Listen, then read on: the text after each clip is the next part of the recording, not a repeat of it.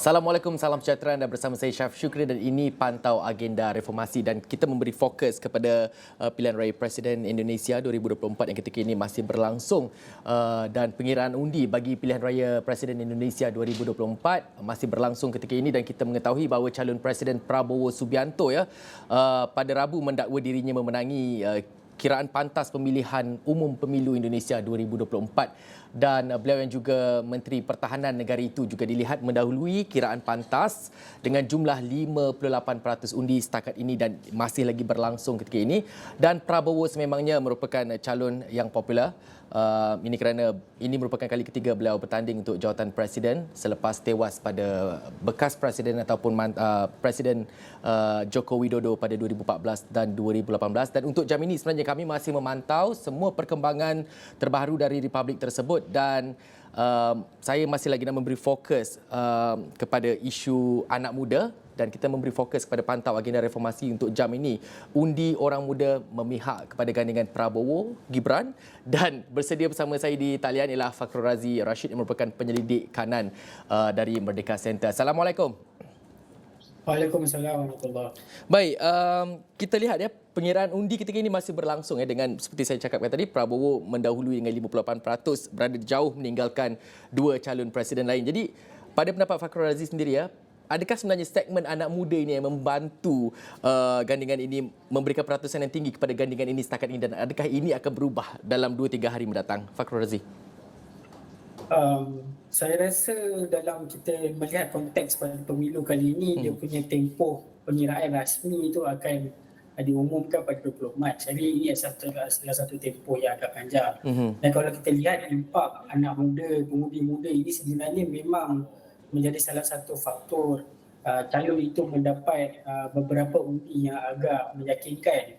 Kalau kita lihat pemudi muda pada kali ini dalam pemilu bawah 40 tahun hampir saya rasa dalam 50% daripada 204 juta penghuni Indonesia itu sendiri dan ini menunjukkan populasi dan demografi yang cukup besar.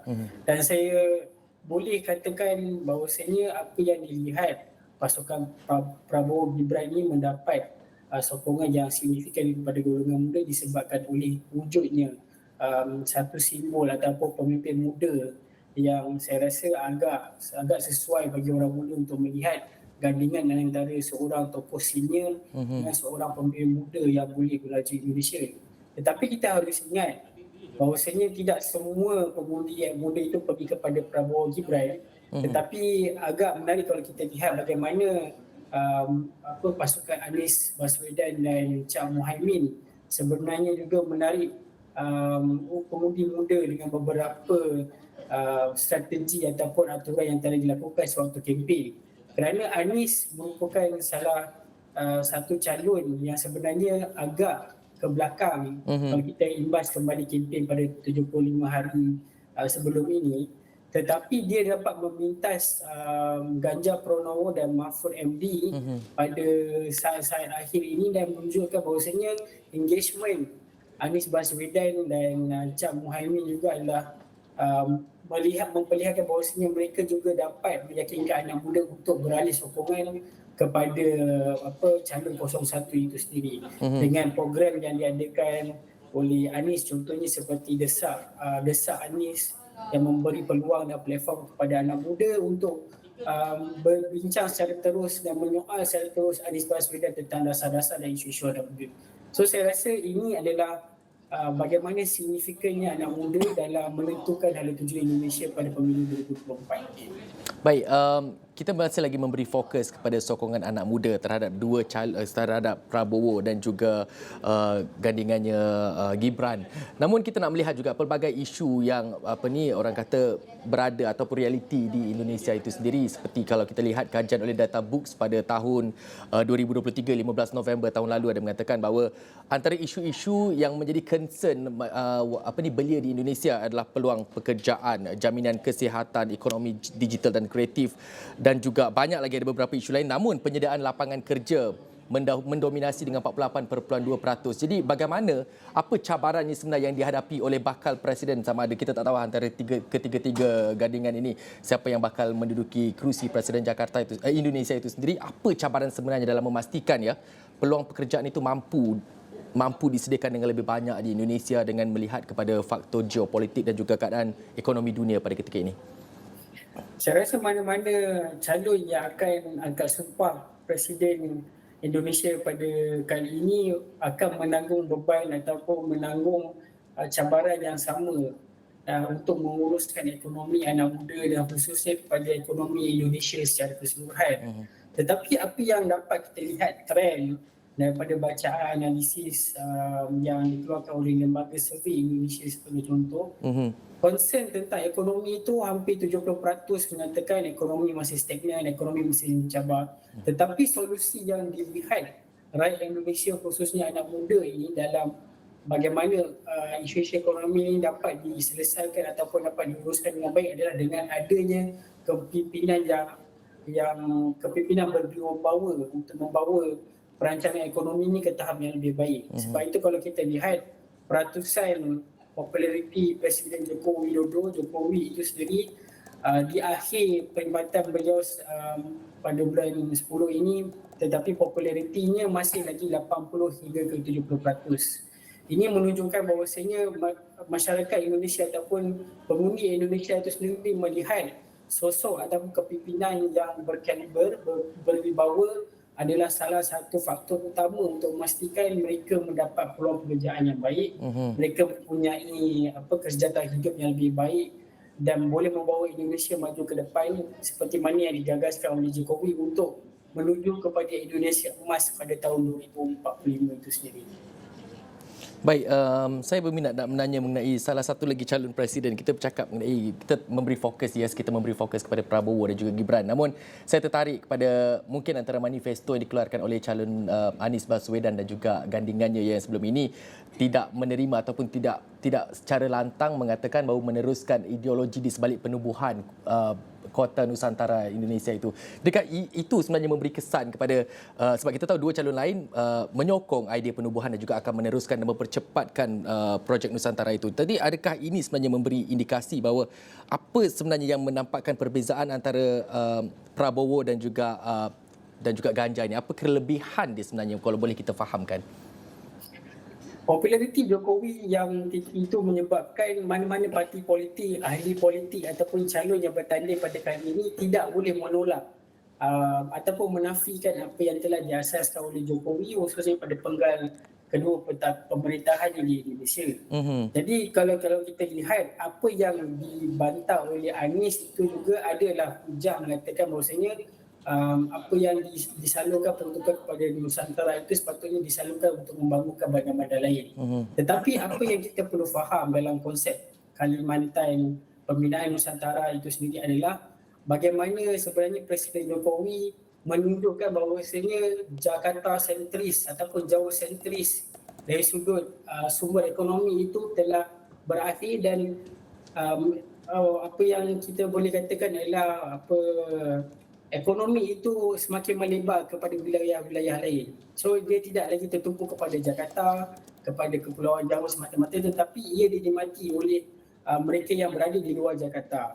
Contohnya di wilayah Sulawesi, di Sumatera, di Aceh dan sebagainya. Dan ini cukup penting kepada rakyat Indonesia kerana mereka dapat menikmati pembangunan infrastruktur yang sama seperti yang ada di Jakarta itu sendiri. Dan ini salah satu konsep yang penting kerana ada yang melihat Kalimantan Nusantara itu sahaja, tetapi konsepnya itu lebih besar, iaitu bagaimana ekonomi ini boleh disalurkan ataupun diaktifkan mengikut keperluan wilayah masing-masing. Dan ia menunjukkan kebijaksanaan Pak Jokowi itu sendiri, menunjukkan kepada masyarakat Indonesia yang ekonomi Indonesia ini berkembang bukan sahaja di satu pusat tetapi berada di kepulauan kecil dan wilayah itu sendiri.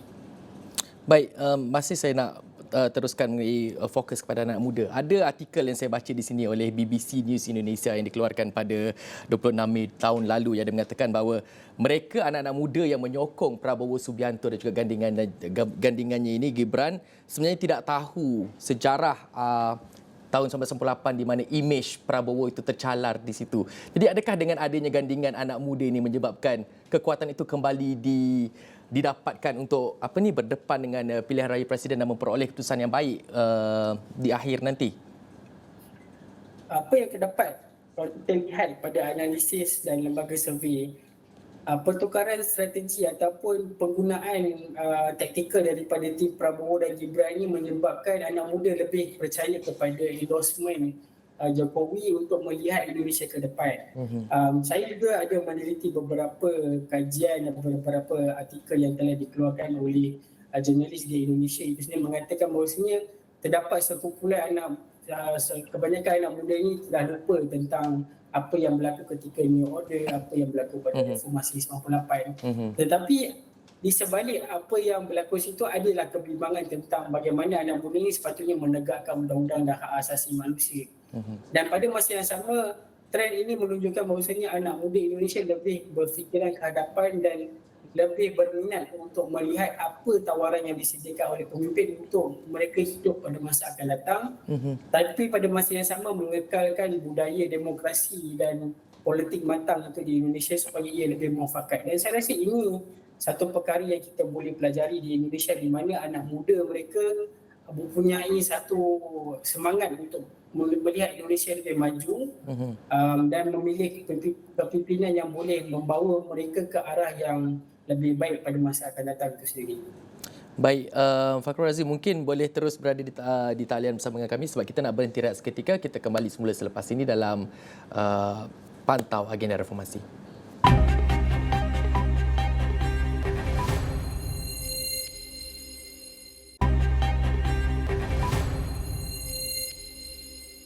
Baik, Pantau Agenda Reformasi masih memberi fokus kepada pilihan raya Presiden Indonesia dan kita punya discussion ataupun perbincangan kita petang ini bersenterkan kepada undi orang muda memihak kepada gandingan Prabowo dan Gibran dan sudah bersama dengan saya untuk blok pertama tadi ya Fakhrul Razi Rashid yang merupakan penyelidik kanan Merdeka Center.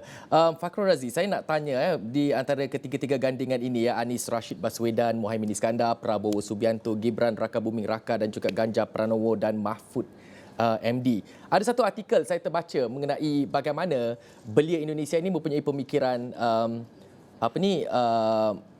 pemikiran instan dalam kalangan belia di Indonesia itu yang mahu mengharapkan segala-galanya disediakan oleh pihak kerajaan dan juga pemerintah. Jadi kalau melihat kepada kita tak melihat kepada siapa yang mendominasi ketika ini, kita nak melihat cabaran yang akan didepani oleh kesemua calon presiden yang akan menduduki kerusi presiden itu sendiri. Jadi bagaimana nak mengubah mindset belia di Indonesia itu berdasarkan artikel yang saya baca sebentar tadi. Nanti saya petik sikit di sinilah. Mungkin Fakhrul Razi mungkin boleh teruskan dulu. Kalau kita lihat, itu adalah satu aspirasi ataupun apa yang dilihat oleh anak muda tentang keperluan menyediakan infrastruktur dan kemudahan ini supaya anak muda ini boleh actually menggilak bakat dan potensi mereka. Kalau kita lihat semenjak penggal kedua Pak Jokowi berada dalam pemerintahan Indonesia, salah satu perkara yang ditekankan oleh Pak Jokowi kepada anak muda ini adalah tentang isu pendidikan masa depan. Pendidikan masa depan ini bermaksud bagaimana anak muda ini perlu disediakan dengan kemahiran seperti STEM, sains, teknologi dan sebagainya. Dan bagaimana mereka perlu mengetahui tentang kemahiran seperti menggunakan AI, coding dan sebagainya. Dan perkara ini berlaku dalam pendidikan Indonesia sekarang. Dan digitalization sebenarnya membantu anak muda untuk lebih demand kekuatan mereka itu kepada pemimpin ataupun presiden, bakal presiden nanti agar mereka mempunyai peluang ekonomi yang lebih baik, peluang pendidikan yang lebih baik dan pada masa yang sama dapat menikmati kesejahteraan hidup yang lebih baik daripada ibu bapa mereka. Kalau kita lihat sekalipun, tawaran yang diberikan oleh ketiga-tiga calon ini kebanyakannya menyentuh tentang apa yang diperlukan anak muda. Contoh, Anies Baswedan menyentuh tentang pendidikan gratis, pendidikan tinggi, tawaran akses pendidikan tinggi selepas sekolah menengah itu kepada anak muda. Pada masa yang sama, Pak Prabowo juga mengilhamkan satu dikatakan makanan gratis kepada anak-anak yang bersekolah supaya mereka lebih mendapat khasiat makanan yang lebih tinggi, tumbuhan yang lebih tinggi supaya mereka dapat menjalani kehidupan yang lebih kuat dan lebih baik. Dan kalau kita lihat Pak Ganjar juga menawarkan internet gratis. Satu saya rasa perkara yang penting sewaktu COVID-19 di mana kita anak muda memerlukan akses internet untuk mendapatkan pendidikan, pekerjaan dan informasi dan sebagainya. Jadi kalau kita lihat merangkum kepada ketiga-tiga calon dari segi dasar dan sebagainya ini, mereka sebenarnya memahami apa yang diperlukan oleh anak muda dan apa yang didesak ataupun apa yang diminta oleh anak muda Indonesia ini bukanlah sekadar perkara yang untuk suka-suka saja, tetapi ini adalah perkara mengenai masa depan mereka, perkara untuk generasi mereka untuk bergerak maju ke depan dari sudut ekonomi, dan ini bukan saja di peringkat domestik tetapi juga mereka mengimpikan sebuah saya rasa negara yang mempunyai peluang di peringkat global itu sendiri. Baik, kita masih nak bercakap mengenai soal tawaran dan manifesto yang ditawarkan oleh ketiga-tiga calon ini. Kita melihat bahawa dua calon menyebut di sini bahawa pemberian internet secara gratis atau dalam bahasa Melayunya pemberian internet secara percuma kepada rakyat di Indonesia, dan seterusnya ini pasti akan membuka peluang kepada penglibatan belia di Indonesia dalam banyak bidang teknologi dan juga IT pada hari ini. Jadi Indonesia ini sebuah negara yang luas ya. Jadi cabaran mungkin ada untuk setiap calon presiden itu untuk melengkapkan fasiliti seperti ini untuk diberikan kepada rakyat. Jadi kalau dilihat, adakah ianya satu orang kata manifesto yang realistik, memandangkan mungkin orang akan cakap segala-galanya dilihat atau difokuskan kepada apa yang berlaku di Kepulauan Jawa, sedangkan kita tahu di Indonesia itu ada 17,000 pulau. Jadi adakah ini secara realistiknya akan menjadi satu benda yang boleh dicapai dengan mudah? Fahrul Razi. Sudah semestinya ia memerlukan proses yang saya rasa pun agak panjang. Dan tapi kalau kita lihat pada penggal kedua pemerintahan Pak Jokowi, mereka sudah mempunyai asas infrastruktur untuk menghadirkan bantuan-bantuan seperti bansos kepada wilayah-wilayah di luar Jakarta itu sendiri, dan ia memberi kesan ataupun memberi impak kepada masyarakat yang berada di luar Pulau Jawa dan sebagainya. Dan ini sebenarnya diterjemahkan dalam beberapa trend pengundi ataupun pemungutan suara yang mengalih kepada arah Prabowo dan Gibran, kerana mereka melihat pasangan ini telah di-endorse oleh Pak Jokowi untuk meneruskan legasi ataupun projek program yang telah diuruskan oleh Pak Jokowi sebelum meninggalkan pejabatnya. Dan ini saya rasa agak penting kerana anak muda pada hari ini tahu bahawasanya politik practicality dan dasar manifesto yang lebih praktikal itu lebih penting daripada janji bulan dan bintang. Tetapi ini bukan mengatakan bahawasanya manifesto bulan dan bintang itu adalah satu perkara yang buruk, kerana setiap manifesto itu perlu didasari dengan beberapa ideologi ataupun beberapa falsafah untuk memastikan setiap perkara yang dasar dilakukan itu dapat menyentuh hati nurani masyarakat itu sendiri, dan memastikan bahawasanya falsafah itu dapat ditegakkan dengan kemajuan dan beberapa penambahbaikan infrastruktur yang berada di Indonesia. Dan saya rasa ini satu perkara yang menarik kerana dalam pilihan raya kali ini juga, kalau kita lihat setiap pasukan calon presiden dan calon presiden itu sendiri, mereka telah mula menggunakan AI sebagai contoh untuk berkempen.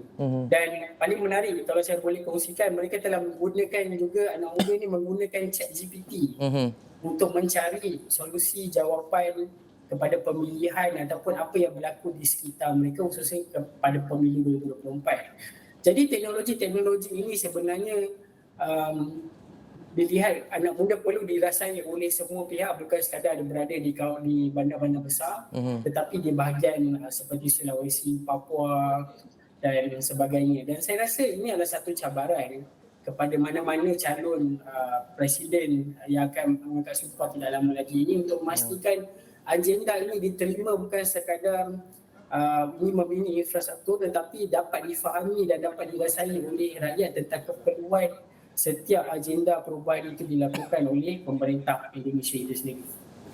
Baik, saya nak bercakap, nak fokus kepada kemajuan Indonesia yang memberi macam ada yang saya baca di sini, usaha Prabowo ini dilihat menjadi calon popular kerana mampu menjadikan Make Indonesia Great Again, seperti slogan yang dilaungkan di Amerika, Make America Great Again.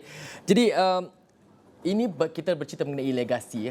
Kalau dalam soal membangunkan Indonesia, banyak mungkin perancangan visi dan misi akan diatur dalam menempuh menduduki kerusi presiden itu sendiri. Jadi apakah cabaran untuk memastikan legasi-legasi yang dibina selepas ini tidak dihantui oleh legasi yang telah dibina oleh Pak Jokowi itu sendiri? Sebab lebih-lebih lagi dalam tim ini kita tahu anak Jokowi itu sendiri berada untuk kerusi naib presiden Indonesia.